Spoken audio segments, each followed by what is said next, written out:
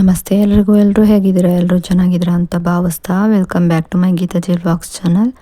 ನಾನು ನಿಮ್ಮ ಸಂಗೀತ. ಈ ಒಂದು ವಿಡಿಯೋದಲ್ಲಿ ನಿಮ್ಮ ಮನೆಯಲ್ಲಿ ಏನಾದರೂ ಹಣಕಾಸಿನ ಸಮಸ್ಯೆ ಹೆಚ್ಚಾಗಿ ನಿಮಗೆ ಕಾಡ್ತಾ ಇದ್ದರೆ ಅಥವಾ ಮನೆಯಲ್ಲಿ ನೆಗೆಟಿವ್ ಎನರ್ಜಿ ಅನ್ನೋದು ಹೆಚ್ಚಾಗಿದ್ದರೆ ಈ ಒಂದು ಆರ್ಥಿಕ ಸಮಸ್ಯೆಗಳು ಕಾಣಿಸುತ್ತೆ ಅಂತಲೇ ಹೇಳ್ಬಹುದು. ಹಾಗಾಗಿ ನಾವು ಈ ಒಂದು ಆರ್ಥಿಕ ಸಮಸ್ಯೆಗಳನ್ನು ಹೇಗೆ ಬಗೆಹರಿಸ್ಕೊಬಹುದು, ಈ ಒಂದು ವಾರಾಹಿ ತಾಯಿಯ ಮಂತ್ರವನ್ನು ಪಠಿಸುವುದರ ಮೂಲಕ ಹೇಗೆ ನಾವು ಹಣದ ಸಮಸ್ಯೆಯನ್ನು ಬಗೆಹರಿಸ್ಕೊಂಡು ಹಣದ ಹರಿವನ್ನು ಹೆಚ್ಚಿಸ್ಕೋಬಹುದು ಅನ್ನೋದನ್ನು ಸಂಪೂರ್ಣವಾಗಿ ಈ ಒಂದು ವಿಡಿಯೋದಲ್ಲಿ ತಿಳ್ಕೊಳ್ಳೋಣ. ಈ ಒಂದು ಮಂತ್ರವನ್ನು ಎಷ್ಟು ಬಾರಿ ಯಾವ ಸಮಯದಲ್ಲಿ ಪಠಿಸಬೇಕಾಗುತ್ತೆ, ಇದಕ್ಕೆ ಇರುವಂತಹ ನಿಯಮಗಳೇನು, ಈ ಒಂದು ಮಂತ್ರವನ್ನು ಯಾವ ದಿಕ್ಕಿಗೆ ಕೂತು ಯಾವ ಬಣ್ಣದ ಬಟ್ಟೆಯನ್ನು ಧರಿಸಿ ಪಠಿಸಬೇಕಾಗುತ್ತೆ, ಹಾಗೆ ಈ ಒಂದು ಆರ್ಥಿಕ ಸಂಕಷ್ಟಕ್ಕೆ ಇದೊಂದು ಪರಿಹಾರವನ್ನು ಮಾಡ್ಕೊಳ್ಳೋದ್ರಿಂದ ಕೂಡ ನಿಮಗೆ ಹಣಕಾಸಿನ ಅಭಿವೃದ್ಧಿ ಅನ್ನೋದು ಚೆನ್ನಾಗಾಗುತ್ತೆ ಅಂತಲೇ ಹೇಳ್ಬಹುದು. ಹಾಗಿದ್ರೆ ಇದನ್ನೆಲ್ಲ ತಿಳ್ಕೊಬೇಕು ಅಂದರೆ ವಿಡಿಯೋವನ್ನು ಎಲ್ಲೂ ಕೂಡ ಸ್ಕಿಪ್ ಮಾಡದೆ ನೋಡೋದ್ರಿಂದ ಇದರ ಬಗ್ಗೆ ಸಂಪೂರ್ಣವಾಗಿ ತಿಳ್ಕೊಂಡು ನೀವು ಕೂಡ ಅನುಷ್ಠಾನ ಮಾಡ್ಕೊಬೋದಾಗಿರುತ್ತೆ ಅಥವಾ ಮಂತ್ರವನ್ನು ಪಠಣೆ ಮಾಡ್ಬೋದಾಗಿರುತ್ತೆ. ಇದರಿಂದ ನಿಮ್ಮ ಆರ್ಥಿಕ ಸಂಕಷ್ಟಗಳು ದೂರ ಆಗಿ ನಿಮಗೆ ಲಾಭ ಅನ್ನೋದು ದೊರೆಯುತ್ತೆ ಅಂತಲೇ ಹೇಳ್ಬಹುದು. ಬೆಳಗ್ಗೆ ಎದ್ದಾಗ್ಲಿಂದ ರಾತ್ರಿ ಮಲಗೋವರೆಗೂ ಕೂಡ ಸಮಸ್ಯೆಗಳಿಂದನೇ ನಾವು ತುಂಬಿರ್ತೀವಿ ಅಂತಲೇ ಹೇಳ್ಬಹುದು. ಆ ಒಂದು ಸಮಸ್ಯೆಗಳನ್ನು ನಾವು ದೂರ ಮಾಡ್ಕೊಬೇಕು ಅಂದರೆ ಈ ಒಂದು ತಾಯಿಯ ಮಂತ್ರ ತುಂಬಾ ಸಹಾಯ ಮಾಡುತ್ತೆ ಅಂತಲೇ ಹೇಳ್ಬಹುದು. ಈ ಒಂದು ತಾಯಿಯನ್ನು ಪಂಚಮಿ, ಅಷ್ಟಮಿ, ನವಮಿ ದಿನಗಳಲ್ಲಿ ಹೆಚ್ಚಾಗಿ ನಾವು ಮಂತ್ರ ಪಠಣೆ ಮಾಡೋದಕ್ಕೆ ಶುರು ಮಾಡಬಹುದಾಗಿರುತ್ತೆ. ಅಥವಾ ಮಂಗಳವಾರ, ಗುರುವಾರ, ಶುಕ್ರವಾರದ ದಿನಗಳಲ್ಲೂ ಕೂಡ ನೀವು ತಾಯಿಯ ಮಂತ್ರ ಪಠಣೆ ಮಾಡೋದಕ್ಕೆ ಶುರು ಮಾಡಬಹುದಾಗಿರುತ್ತೆ. ಇಲ್ಲಾಂದರೆ ವ್ರತ ಪೂಜೆಗಳನ್ನು ಮಾಡೋದಕ್ಕೂ ಕೂಡ ತುಂಬಾ ಒಳ್ಳೆಯ ದಿನಗಳಾಗಿರುತ್ತೆ ಅಂತಲೇ ಹೇಳ್ಬಹುದು. ಅಥವಾ ನೀವು ಅಮಾವಾಸ್ಯೆ, ಹುಣ್ಣಿಮೆ ದಿನಗಳಲ್ಲೂ ಕೂಡ ಮಾಡ್ಬೋದು. ಆವಾಗ ಹೆಚ್ಚಿನ ಶಕ್ತಿಯನ್ನು ಹೊಂದಿರೋದ್ರಿಂದ ಆವಾಗ ನಾವು ಹೆಚ್ಚಿನ ಒಂದು ತಾಯಿಯ ಅನುಗ್ರಹಕ್ಕೆ ಪಾತ್ರರಾಗಬಹುದಾಗಿರುತ್ತೆ. ಹಾಗಾಗಿ ಅಮಾವಾಸ್ಯೆ, ಹುಣ್ಣಿಮೆ ದಿನಗಳಲ್ಲೂ ಕೂಡ ಮಿಸ್ ಮಾಡದೆ ಮಾಡಿ ಅಂತಲೇ ಹೇಳ್ಬೋದು. ಈ ಒಂದು ವಾರಾಹಿ ತಾಯಿಯ ಮಂತ್ರವನ್ನು ಪಠಿಸುವಾಗ ನಾನ್ ವೆಜ್ಜನ್ನು ತಿಂದು ಪಠಿಸಬೇಡಿ. ಹಾಗೆ ಹೆಣ್ಮಕ್ಳಾದರೆ ಮುಟ್ಟಾದಂಥ ಸಮಯದಲ್ಲಿ ಅಂದರೆ ಆ ಒಂದು 5-6 ದಿನಗಳ ಕಾಲ ಈ ಒಂದು ಮಂತ್ರಗಳನ್ನು ಪಠಿಸದೇ ಇರೋದೇ ಉತ್ತಮ.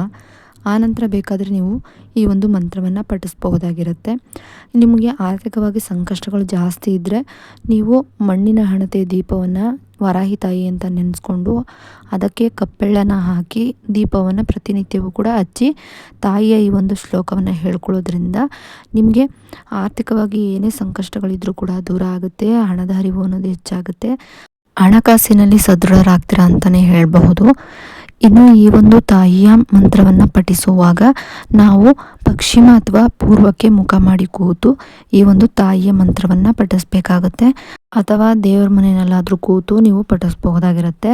ಇಲ್ಲ ಅಂದರೆ ನೀವು ಹೊರಗಡೆ ಎಲ್ಲಾದರೂ ಪರಿಸರದಲ್ಲಾದರೂ ಕೂತ್ಕೊಂಡು ಶಾಂತವಾದ ಜಾಗದಲ್ಲಿ ಕೂತ್ಕೊಂಡು ಪಠಿಸಬಹುದಾಗಿರುತ್ತೆ. ಇಲ್ಲ ಟ್ರಾವೆಲ್ ಮಾಡ್ತಿದ್ದೀವಿ ಅಂದರೆ ಅಲ್ಲೂ ಕೂಡ ನೀವು ಟ್ರಾವೆಲ್ ಮಾಡಿಕೊಂಡು ಪಠಿಸಬಹುದಾಗಿರುತ್ತೆ.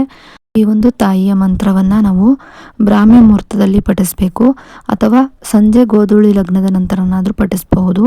ಇಲ್ಲ ಅಂದರೆ ಮಲಗುವಂಥ ಸಮಯದಲ್ಲಾದರೂ ನೀವು ಪಠಿಸಿ ಮಲಗೋದ್ರಿಂದ ಕೂಡ ತಾಯಿಯ ಅನುಗ್ರಹ ಆಗುತ್ತೆ ಅಂತಲೇ ಹೇಳ್ಬಹುದು. ಇನ್ನು ಆ ಮಂತ್ರ ಬಂದು ಹೀಗಿರುತ್ತೆ: ಓಂ ಐಂ ಹ್ರೀಂ ಶ್ರೀಂ ವಾರಾಹಿಯೈ ನಮಃ.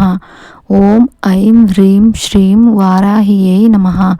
ಓಂ ಐಂ ಹ್ರೀಂ ಶ್ರೀಂ ವಾರಾಹಿಯೈ ನಮಃ. ಓಂ ಐಂ ಹ್ರೀಂ ಶ್ರೀಂ ವಾರಾಹಿಯೈ ನಮಃ. ಓಂ ಐಂ ಹ್ರೀಂ ಶ್ರೀಂ ವಾರಾಹಿಯೈ ನಮಃ.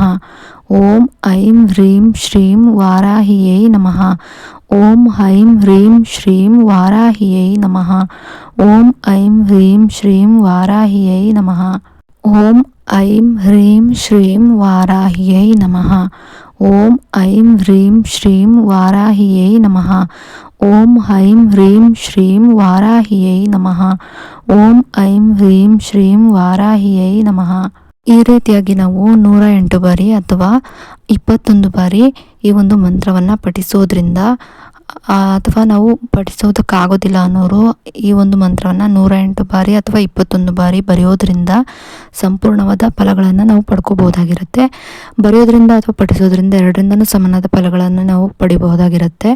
ಇನ್ನು ಈ ಒಂದು ಮಂತ್ರವನ್ನು ನಾವು ಪಠಿಸುವಾಗ ಕಡು ಕಪ್ಪು ಬಣ್ಣದ ಅಥವಾ ಕಡು ನೀಲಿ ಬಣ್ಣದ ವಸ್ತ್ರವನ್ನು ಧರಿಸಿ ಪಠಿಸಬಹುದು. ಇಲ್ಲಾಂದರೆ ಆ ಒಂದು ವಸ್ತ್ರದ ಆಸನದ ಮೇಲೆ ಕೂತು ಕೂಡ ನಾವು ಈ ಒಂದು ಮಂತ್ರವನ್ನು ಪಠಿಸಬಹುದು.